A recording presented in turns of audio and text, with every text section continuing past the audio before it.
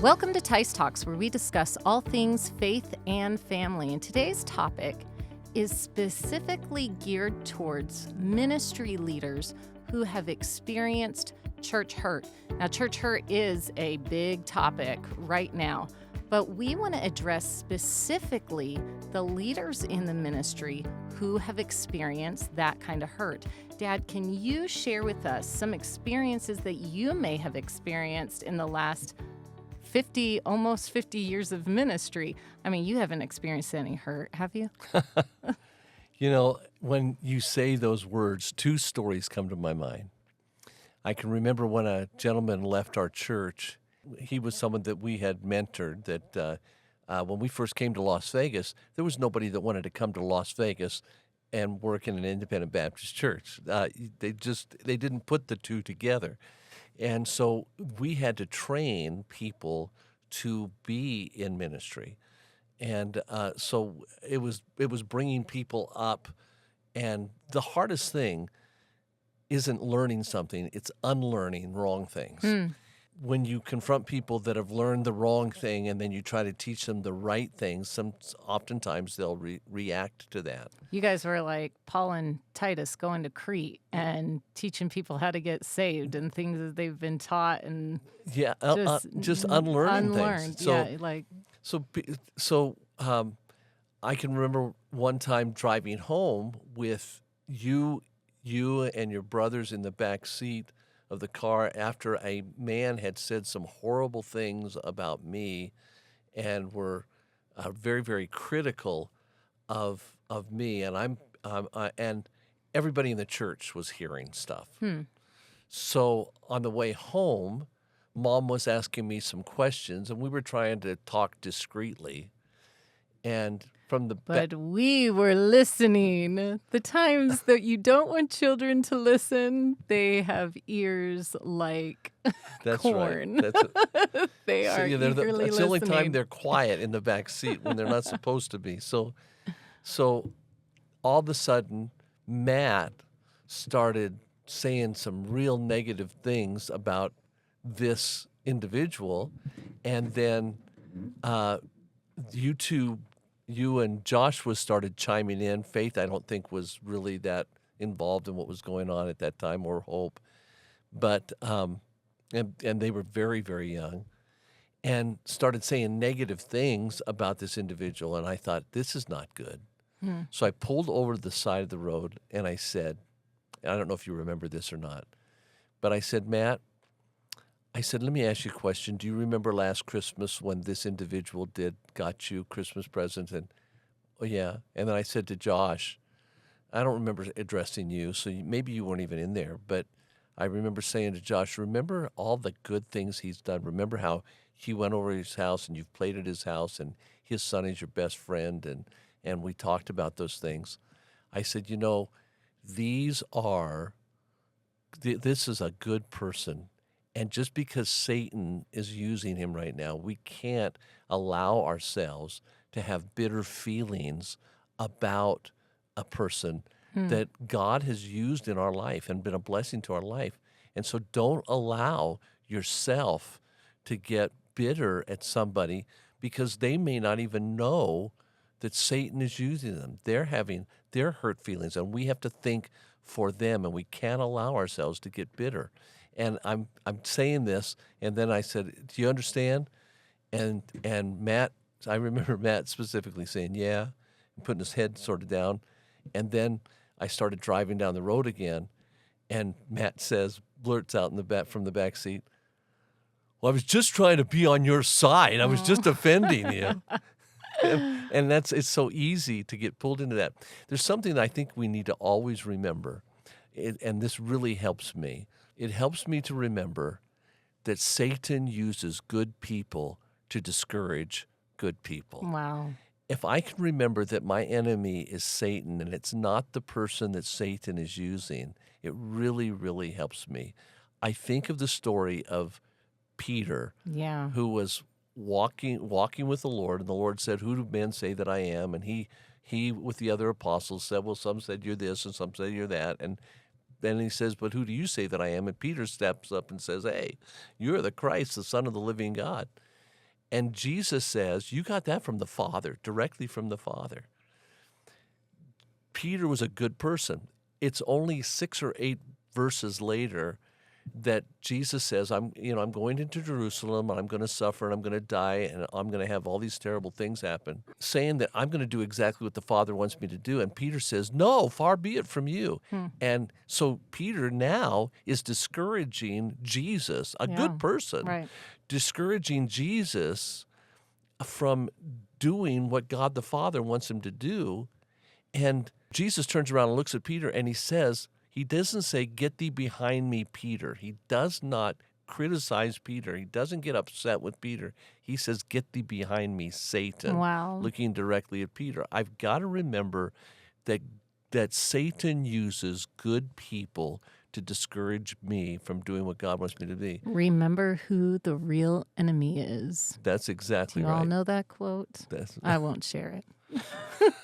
Remember who the real enemy is, though. It's true. Yeah, that's the truth. So several years ago, when our church was very, very young, we had a really good friend who was our ministry. He had known about our ministry before he ever joined, and he and his wife joined our church, and he was a major contributor to our church. He taught our adult Bible study, which was just one adult Bible study. He taught that on Sunday morning, and but as we ministered together, there were some things that he was doing that I wasn't comfortable with, and I needed to confront him about. Well, when I confronted him about that, there was not a good response whatsoever. And it may have been because of my youth in ministry and mistakes the way I approached him wasn't correct. And I was very young in the ministry. Again, our church was maybe a year and a half, maybe 2 years old. When after I confronted him, their tension started arising, and then he left on my office a letter. I opened this letter up. It was handwritten. It was 8 pages long, and in that letter, he said just terrible things about me, how terrible I was, and man, the more I'm reading it, the madder I'm getting. Right. I'm getting very upset, getting very defensive, and I'm going through this thing. As I'm going through this thing, I'm getting really ticked off. Yeah. I said to myself, I thought, man, what am I going to do? How should I respond to this? Well, if you're wise as a young preacher, you'll have older mentors that you can contact. And I had done that. I had 3 or 4 men that I called when I needed help that would encourage me that were 15 or 20 years older than me. And so I called one of them. His name was Marlon Lance. Marlon Lance was as a Christian counselor. I called up Marlon. Now, Marlon was the kind of guy that would tell you very kindly tell you exactly what you needed to hear.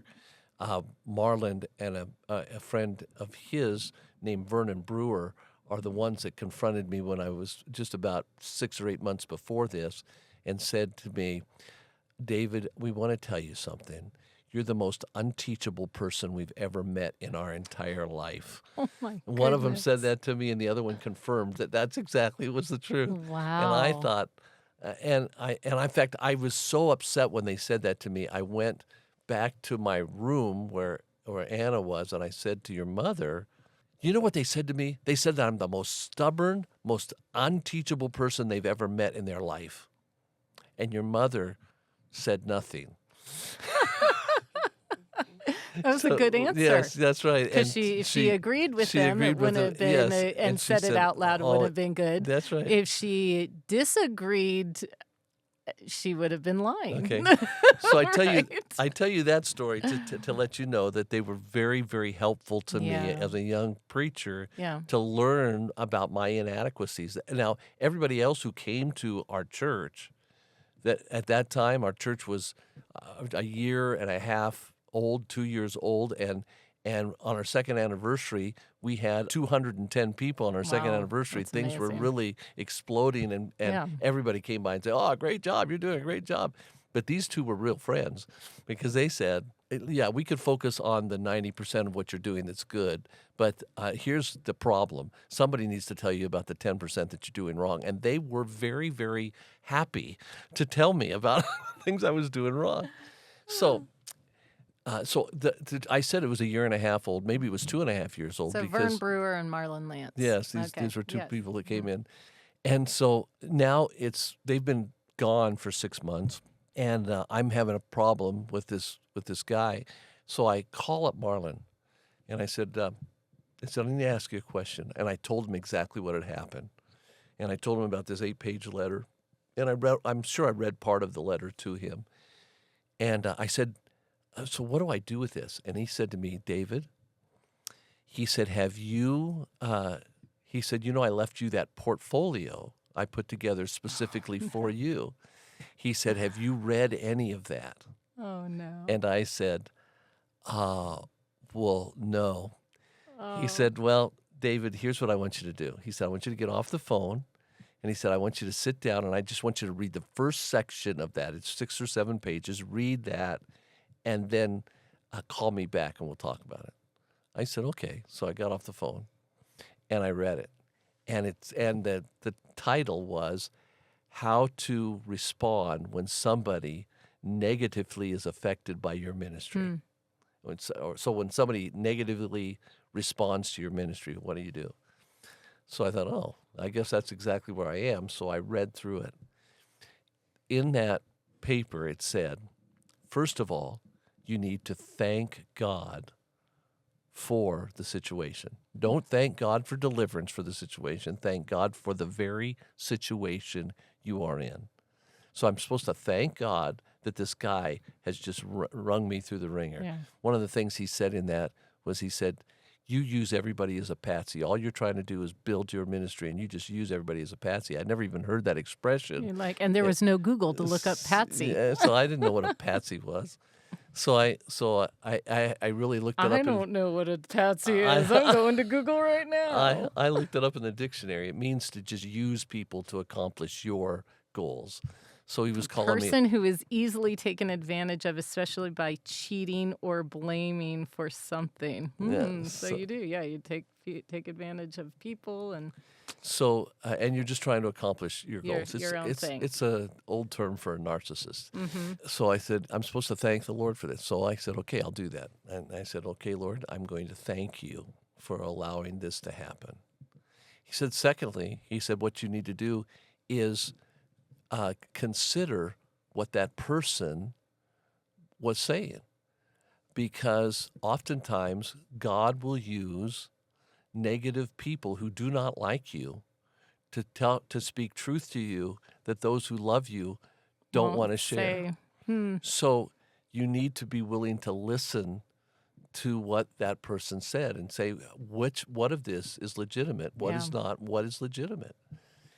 And then you need to ask God to help you see yourself from that person's point of view. Well, that wasn't hard because he was telling me his point of view and telling me how bad it was. And then, so once you've examined that, then you need to go to that individual and thank the individual for telling you what he told you. That was the tough part. To go back to this individual that just ripped you apart. I thought, man. But I thought, okay, if this is what, then I called Marlon and we talked through that. And I thought, okay, I'm going to do this. So I later I walked over to that person's office and I knocked on the door and he said, come in. So I opened the door and he saw me and he was shocked sitting behind his desk. And like, what are you doing here? What are you gonna say? And immediately he was on the defensive. And I said, could I talk to you for just a minute? And he said, yeah. So I walked in and I said, I just wanted to tell you this. I wanted to thank you for writing that letter. I said, I've never have seen myself in that perspective before. And I said, I realize that God is using you to point out areas of my life that I have that are blind to me. I have a blind spot, and I did not realize that I was coming across that way to you, and I want to ask you to forgive me for doing that. And I said, I also would just like to ask you if you'd be willing to share with me other areas of weakness in my life, because I obviously have offended you greatly, and I don't want to offend anybody Dad was a else. glutton for punishment, wasn't he? So Wow, that's incredible. What a humble I said, thing to do. I really want I really want to learn, so that I said, I'm not asking you to come back to the church. I'm not asking you for any of that, but I really want to learn from what you said. In fact, even as I'm saying this, some emotions are coming Yeah. back in my mind from way back then. And I said, because I don't want to ever give anybody the impression that I'm just using them, and I want to overcome that, and you can help me with that. And he said, oh, and he just sat there and he said, well, In shock? yeah, sure. And then I said, well, thank you. I said, I'll get back in touch with you, and we can set up a time, and maybe my wife and I could take you and your wife out, and you could maybe both share with me things that'll be helpful to me. And I left and went back to my office. I'm working in my office, and about 3 hours later, he walks into my office, and I'm looking at him like, oh, well, good to see you. He looked at me and said, I don't know what to do. He said, I have, every time I've ever decided to dissolve a relationship with somebody, he said, I have written them a letter, walked out of their life, and never saw them again. Then he said this is what shocked me. He said, that's what I did when I left my parents' home at 17 years old. I left them a letter and said I never wanted to see them again. This was his pattern. He said, but not only that, he said, that's how I left my first wife. I wrote him not an 8-page letter, a letter, and told him what I thought, and I thought I'd never have to see them again. He said, I've done that several times. And you put a wrench in my system. And he said, never has anybody ever responded that way. I didn't say, well, I wasn't going to respond that way, but I just, and he said, I just want you, and there was such a total reconciliation. Wow. He became one of my closest friends throughout his life. He died a few years ago. When he died, his son-in-law called me up and said, I want you to know that my father-in-law passed away, and he would want me to tell you that.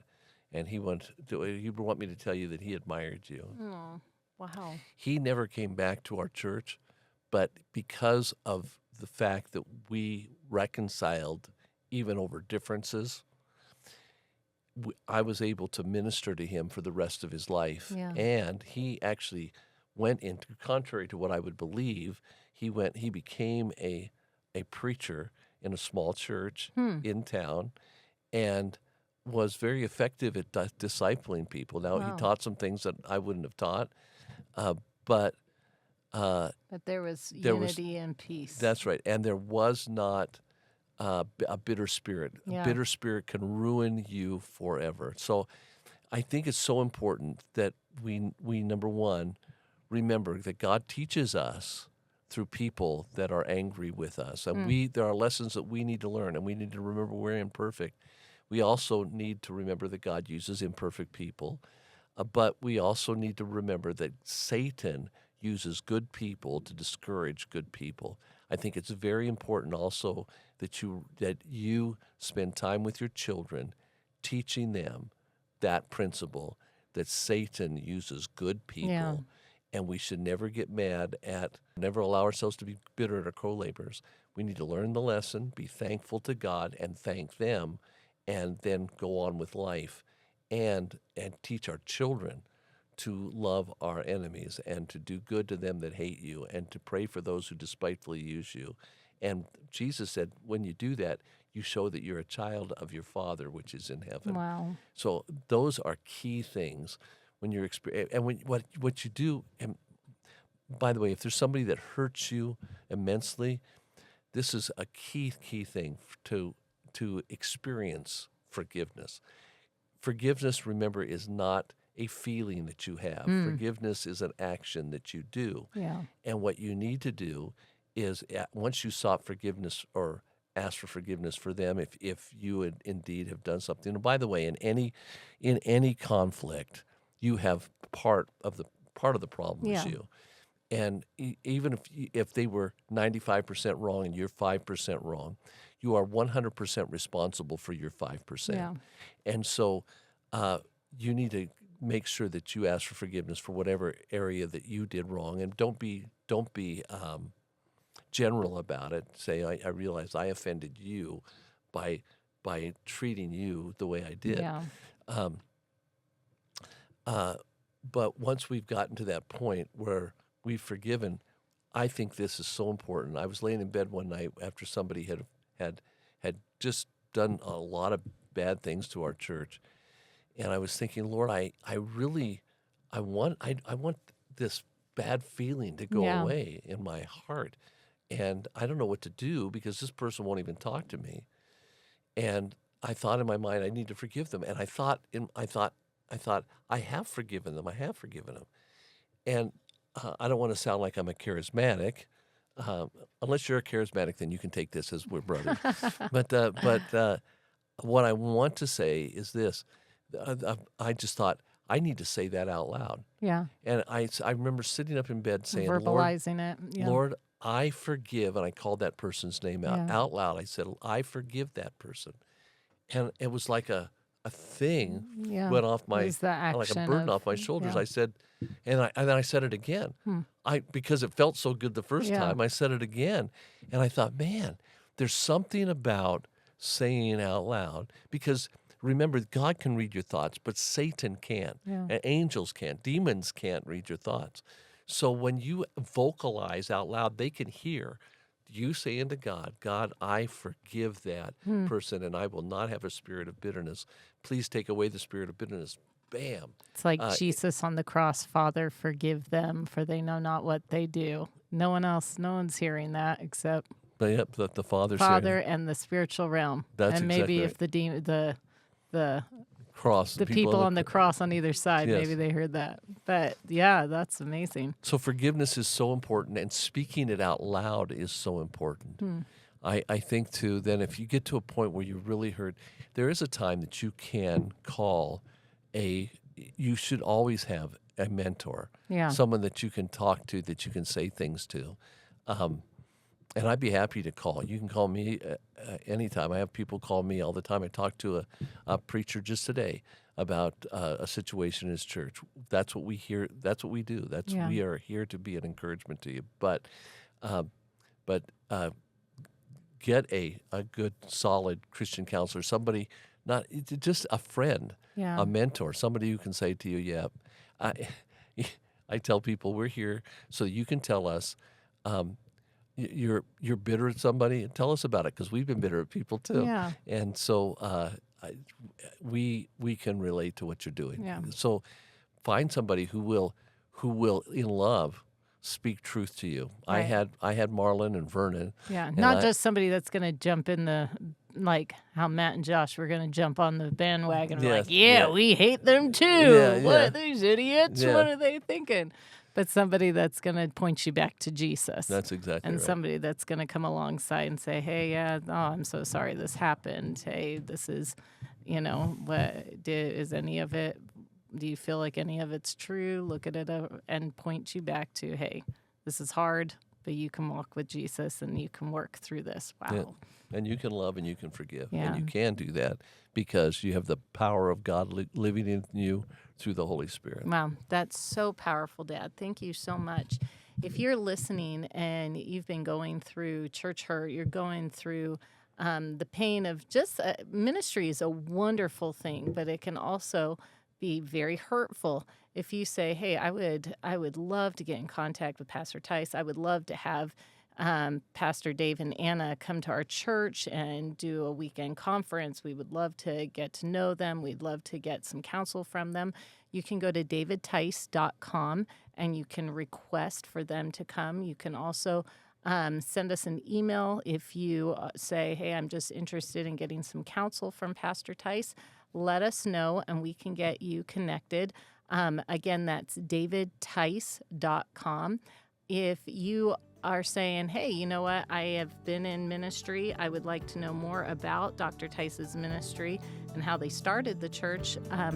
You can go to davidteis.com and find his book, Hope for My Hometown.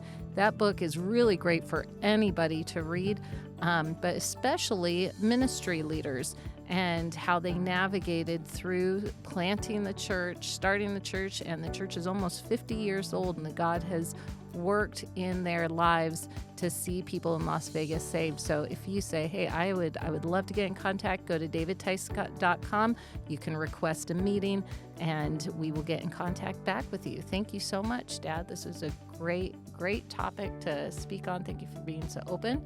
This is Teis Talks. And it's more than a conversation.